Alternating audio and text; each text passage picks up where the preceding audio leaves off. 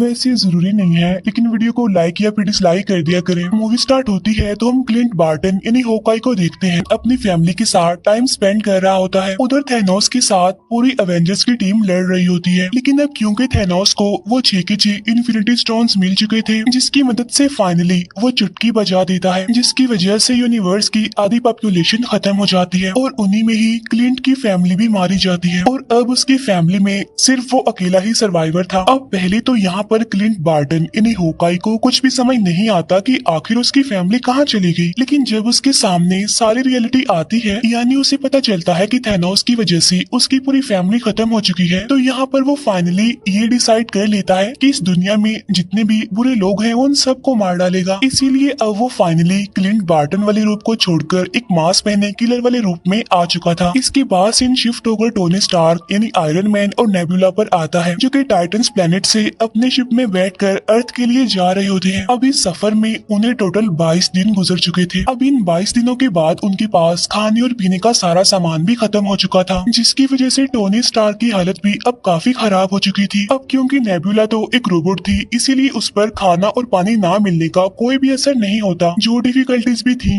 वो सारी Tony Stark को ही फेस करनी पड़ रही थी। इसीलिए टोनी स्टार्क अब पूरी तरह से हिम्मत हार चुका था और तब वो मरने के लिए अपनी चेयर पर जाकर बैठ जाता है और अपनी मौत का इंतजार करता है। लेकिन ठीक उसी टाइम वहाँ पर एक मिरेकल हो जाता है, और वो ये कि उसके सामने आ जाती है कैरल डैनवर्स यानी कि कैप्टन मार्वल। अब जैसे ही कैरल को उनका शिप दिखाई देता है तो वो उनकी हेल्प करने के लिए आगे बढ़ती है। इसके बाद वो उनके शिप को अर्थ पर ले आती है, क्योंकि कैप्टन मार्वल भी बहुत ही ज्यादा इम्पोर्टेंट और पावरफुल कैरेक्टर है। फिर हमें दिखाया जाता है कि जब थैनोस ने इन्फिनिटी स्टोन्स मिलने पर चुटकी बजाई थी, तब सभी लोग राख में बदलकर खत्म हो रहे थे। लेकिन उसी टाइम निक फ्यूरी ने अपने डिवाइस से कैप्टन मार्वल को एक मैसेज भेजा था। तब उस मैसेज के मिलते ही कैप्टन मार्वल अर्थ की तरफ आने लगती है, लेकिन इसी दौरान उसे वहाँ पर टोनी स्टार्क का शिप दिखाई देता है, तो इसीलिए वो स्पेसशिप को भी अर्थ पर ले आती है। कैरल को अर्थ पर आने के बाद थैनोस के बारे में सारी इन्फॉर्मेशन मिल जाती है, और जब उसे ये पता चला कि थैनोस बहुत ज्यादा पावरफुल है, तो उसने सभी एवेंजर्स को एक आइडिया दिया कि हम क्यों ना सारे इन्फिनिटी स्टोन्स को जमा करें और वापिस से इसी टाइमलाइन में आकर उन सारे इन्फिनिटी स्टोन्स का यूज करें, जिससे होगा ये कि सारे मरे हुए लोग वापस आ जाएंगे और साथ साथ हम थैनोस का भी खेल खत्म कर सकेंगे। ठीक उसी टाइम पर उन्हें अपने सिस्टम से एक खास किस्म की इन्फॉर्मेशन मिलती है, जहाँ पर रॉकेट उन्हें बताता है कि जब थैनोस ने चुटकी बजाई थी तो पूरे यूनिवर्स में एक ऐसी वेव यानी लहर फैली थी जो कि आज से पहले कभी भी नहीं देखी गई। और बिल्कुल ऐसा ही 2 दिन पहले एक गैलेक्सी पर भी हुआ है। क्या पता थैनोस ने दोबारा से चुटकी बजाई हो, जिसकी वजह से हमें फिर से ये वेव देखने को मिली। तब यहाँ पर सभी एवेंजर्स को पता चल जाता है कि थैनोस ने फिर से अपने सारे इन्फिनिटी स्टोन्स का यूज किया है। तब उसकी वेव की वजह से ये लोग उसके सिग्नल्स को ट्रैक करते हैं और फिर अपने स्पेसशिप से उसे प्लेनेट पर पहुंच जाते हैं जहाँ पर थैनोस था। और यहीं पर हमें दिखाया जाता है थैनोस, जो कि अब कमजोर और काफी थका हुआ लग रहा था। इसके बाद वो सब वहाँ पहुंचकर थैनोस को पकड़ लेते हैं और उससे पूछते हैं कि सारे इन्फिनिटी स्टोन्स कहाँ हैं, जहाँ पर थैनोस उन्हें बताता है कि मैंने सारे इन्फिनिटी स्टोन्स को यूज करके सभी स्टोन्स को डिस्ट्रॉय कर दिया है, ताकि कोई भी इन इन्फिनिटी स्टोन्स को दोबारा से जोड़कर इस पूरे यूनिवर्स को दोबारा से पहले जैसा ना बना दे। अब इस बात की वजह से थोर को बहुत गुस्सा आता है, इसीलिए वो अपने हैमर से थैनोस का गला काट देता है और वहीं पर वो थैनोस को जान से मार डालता है। अब क्योंकि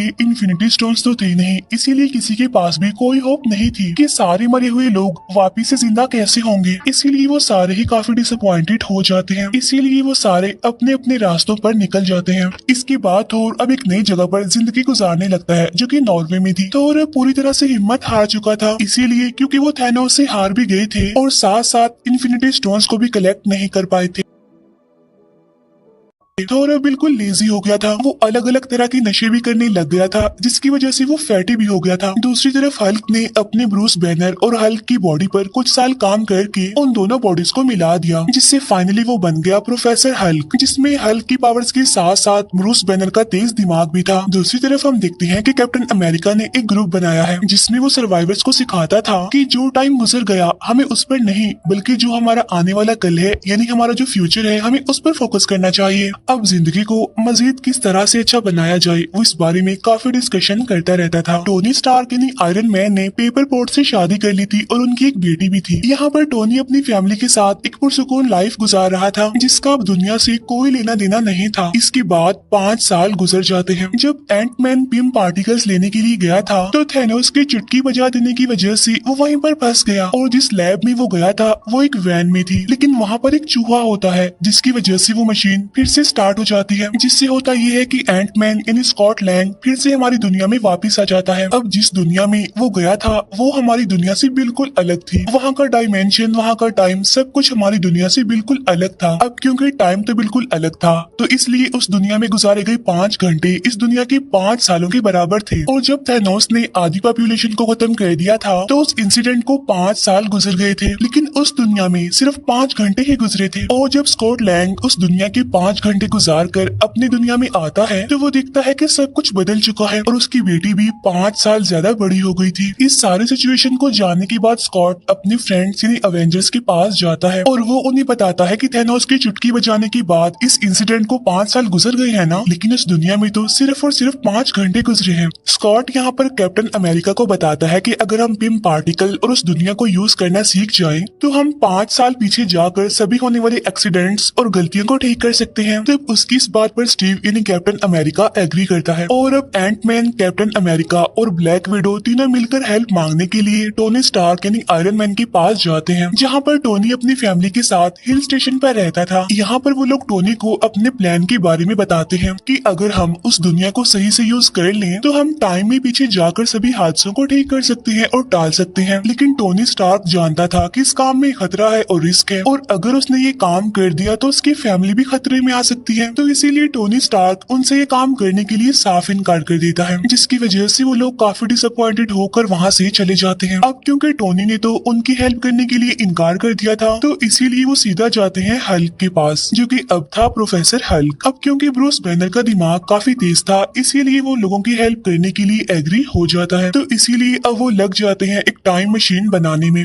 जहाँ पर एक्सपेरिमेंट्स करने के बाद उन्हें पता चलता है कि हल्क ने जो टाइम मशीन बनाई है वो ठीक तरीके से काम नहीं कर रही है। वो हमें उस टाइम पर नहीं ले जा रही जिस टाइम पर हमने जाना है। फिर हमें टोनी स्टार्क दिखाया जाता है जो कि अपने घर में जार्विस के साथ टाइम मशीन पर काम कर रहा था, लेकिन तभी उसके कोड्स एकदम से एक्यूरेट हो जाते हैं जिससे फाइनली एक टाइम मशीन बन जाती है। और इसी वजह से टोनी स्टार्क को अपने डिसीजंस चेंज करने पड़ते हैं। पहले जहाँ पर वो ये सोच रहा था कि वो अपनी फैमिली को खतरे में नहीं डाल सकता, अपनी फैमिली को जाएगा, तो वहाँ पर उसकी वाइफ पेपर पोर्ट्स आकर उसे समझाती है कि तुम हमारे लिए पूरी दुनिया को खतरे में नहीं डाल सकते, इसीलिए तुम हमारी फिक्र मत करो बल्कि पूरी दुनिया को बचाने की कोशिश करो और यही हमारे लिए खुशकिस्मती की बात होगी और एक गिफ्ट होगा। और तब टोनी अपनी वाइफ की बात मान लेता है और टाइम मशीन पर काम करना शुरू कर देता है। और इसके बाद वो सीधा पहुँच जाता है स्टीव यानी कैप्टन अमेरिका के पास, जहाँ पर वो उसके लिए उसी की वाइब्रेनियम से बनी शील्ड लेकर आता है। इसके बाद नताशा टोक्यो जाती है क्लिंट बार्टन को वापस लाने के लिए। वो उसे समझाने की कोशिश करती है कि एक नकाबपोश किलर बनकर लोगों को मारना तुम्हें सेटिस्फेक्शन नहीं दे सकता। तुम्हें सेटिस्फेक्शन तभी मिल सकती है जब तुम्हारी अपनी फैमिली तुम्हारी आंखों के सामने होगी और हम इसमें तुम्हारी हेल्प कर सकते हैं।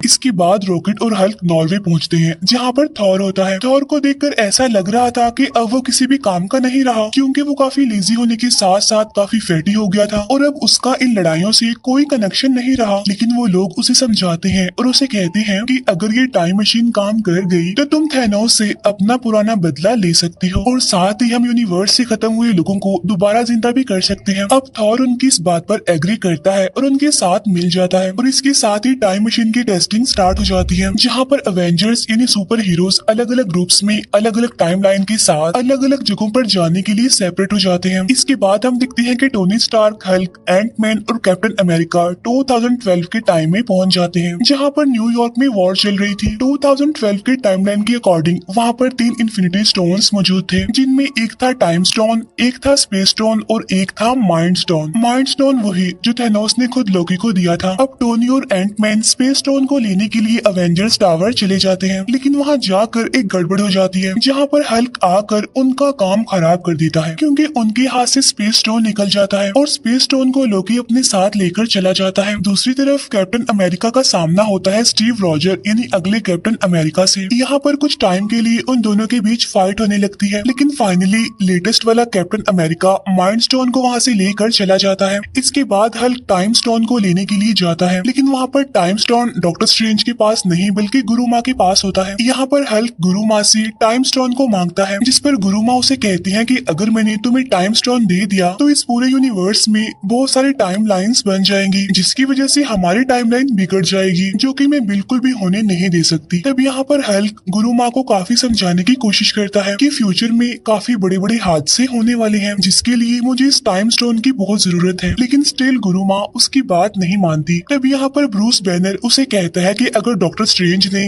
टाइम स्टोन थैनोस को दिया है तो उसके पीछे उसका कोई मास्टर प्लान जरूर छुपा होगा। अब गुरु माँ इस बात पर एग्री करती है और अब वो फाइनली टाइम स्टोन हल्क को दे देती है। अब यहाँ पर कैप्टन अमेरिका और हल्क ने माइंड स्टोन और टाइम स्टोन तो हासिल कर लिए थे, लेकिन टोनी स्टार्क और एंट मैन को अभी तक स्पेस स्टोन नहीं मिला था, जिसकी वजह से अब टोनी स्टार्क और कैप्टन अमेरिका ये डिसाइड करते हैं कि वो टाइम में और पीछे जाएंगे और वहाँ जाकर वो स्पेस स्टोन को हासिल करने की कोशिश करेंगे। और इसके बाद वो दोनों पहुंच जाते हैं सीधा 1970 के टाइमलाइन में, जहाँ पर हम टोनी स्टार्क के फादर को देखते हैं। यहाँ पर टोनी अपने फादर से मिलकर काफी खुश होता है, साथ साथ वो वहाँ से स्पेस स्टोन हासिल करने में भी कामयाब हो जाता है। लेकिन अब क्योंकि कैप्टन अमेरिका भी वहाँ पर मौजूद होता है तो इसीलिए वहाँ पर उसे पिम पार्टिकल्स भी नजर आ जाते हैं, तो इसीलिए वो पिम पार्टिकल्स को भी लेकर अपने रियल वाले टाइमलाइन में आ जाते हैं वापस। इसके बाद थॉर और रॉकेट पहुंच जाते हैं 2013 के टाइमलाइन में, जहाँ पर उन्होंने रियलिटी स्टोन लेना था जो कि जेन फॉस्टर की बॉडी में था, तो इसीलिए वो दोनों जेन फॉस्टर के लोकेशन पर चले जाते हैं। वहाँ पर जाकर थॉर अपनी मदर से मिलता है। यहाँ पर वो अपनी मदर को सारी बात समझाने की कोशिश करता है। अब क्योंकि थॉर की मदर एक जादूगरनी थी, इसीलिए वो फ्यूचर देखकर थॉर की सारी डिफिकल्टीज समझ चुकी थी और इसीलिए वो थॉर को समझाने की कोशिश करती है कि तुम्हें परेशान होने की कोई जरूरत नहीं है, क्योंकि जो कुछ भी होगा अच्छा होगा। और ठीक उसी टाइम पर थॉर अपना हाथ आगे करता है, जहाँ पर उसका हैमर भी अब उसके पास आ चुका था। वही रॉकेट भी जेन फॉस्टर की बॉडी से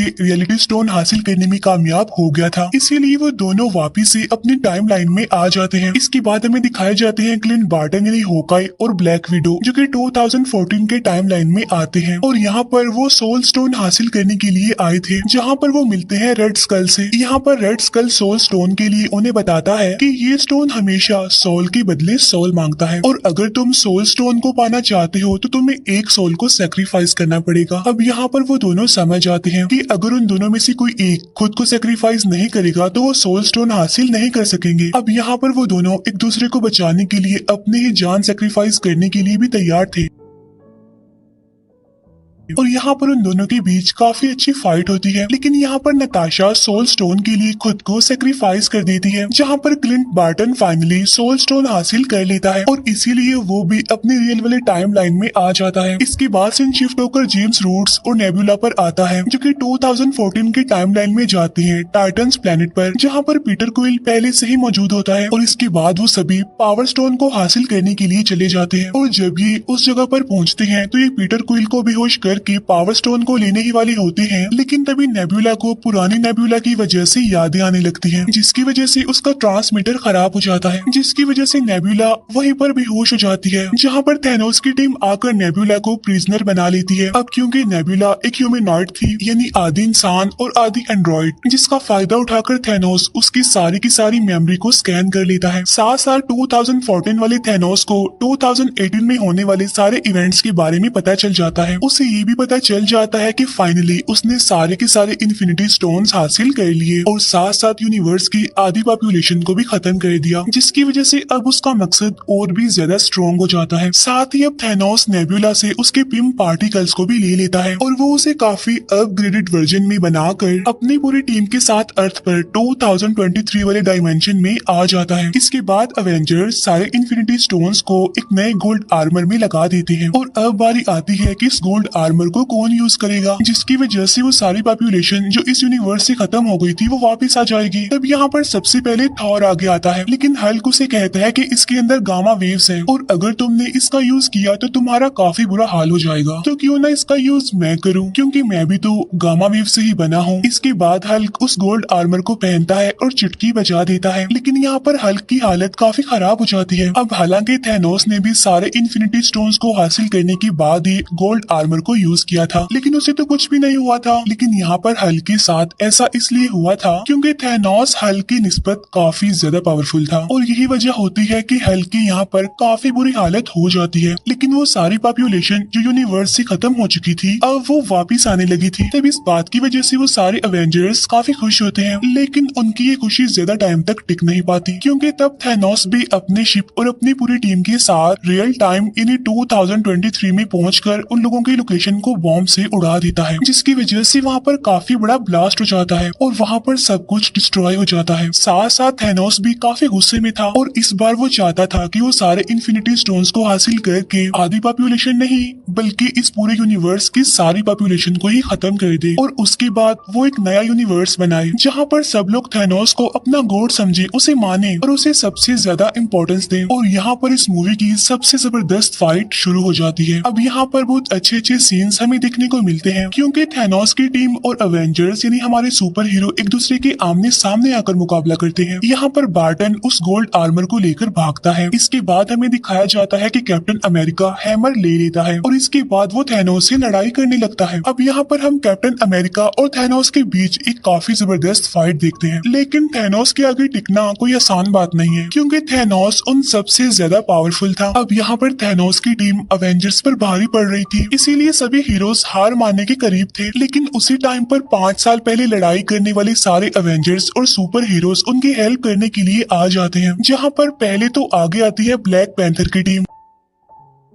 इसके बाद सेकंड नंबर पर आगे आती है वोंग की पूरी टीम और अब सारे अवेंजर्स एक बार फिर से इकट्ठा होकर थैनोस और उसकी टीम के अगेंस्ट लड़ने लगते हैं। यहीं पर हम देखते हैं कि डॉक्टर स्ट्रेंज आयरन मैन को वही इशारा देते हैं कि ये वही आखिरी प्रेडिक्शन है जो मैंने लाखों करोड़ों में से एक चूज की थी और अगर हम इस मोमेंट पर सक्सेसफुल हो गए तो हम थैनोस का खात्मा कर सकते हैं, वरना तो हमें दूसरा मौका तो नहीं मिलने वाला। यही हमारे पास आखिरी मौका है, हमें इसमें ही कुछ करके दिखाना है। अब यहाँ पर आयरन मैन थैनोस के हाथ से सारे इन्फिनिटी स्टोन्स चुरा कर अपने गोल्ड आर्मर में पहन लेता है और इसके बाद वो बोलता है आई एम आयरन मैन और ऐसा कहते ही वो भी चुटकी बजाता है, जिससे कि थैनोस और उसकी सारी टीम राख बनकर अब वहाँ से गायब हो जाती है और अब बचते हैं तो सिर्फ और सिर्फ इस पूरे रियल टाइम के हीरोज और साथ ही इस टाइमलाइन की पॉपुलेशन। लेकिन साथ साथ यहाँ पर आयरन मैन काफी बुरे तरीके से इंजर्ड हो गया था और इसके बाद यहाँ पर हम वो सैड सीन देखते हैं जहाँ पर आयरन मैन की मौत हो जाती है। इसके फौरन बाद हम टोनी स्टार्क यानी आयरन मैन का फ्यूनरल देखते हैं जिसमें के सारे एवेंजर्स आए हुए थे। इसके बाद और पीटर क्विल और गार्डियंस ऑफ द गैलेक्सी की टीम के साथ निकल जाता है। अब एवेंजर्स ने ये डिसाइड किया था कि हम जिस भी स्टोन को जहाँ से भी उठाएंगे तो हमारा काम खत्म होने के बाद हम उस स्टोन को वापिस से उसकी जगह पर रख आएंगे। तो इस काम के लिए आगे बढ़ता है कैप्टन अमेरिका। अब यहाँ पर कैप्टन अमेरिका थोर के हैमर और साथ साथ 6 के 6 इन्फिनिटी स्टोन्स को अपने साथ में लेकर टाइम मशीन का यूज करते हुए हर स्टोन को उसकी जगह पर वापिस रख देता है। अब क्योंकि कैप्टन अमेरिका ने 70 साल बर्फ में गुजारे थे तो इसीलिए उसने अपनी जिंदगी को ठीक से नहीं जिया था, तो इसीलिए वापिस से वो अपनी 1945 की टाइमलाइन में आकर अपने साथियों के साथ अपनी बाकी की जिंदगी गुजारता है। और जब उसका लास्ट मोमेंट आता है तो वो रियल टाइम यानी 2023 के डायमेंशन में आकर अपने साथी यानी फैल्कन को अपनी खास शील्ड देकर कहता है कि अब से यहाँ के कैप्टन अमेरिका तुम ही हो। और यहीं पर ये मूवी दी एंड हो जाती है। Thank you for watching.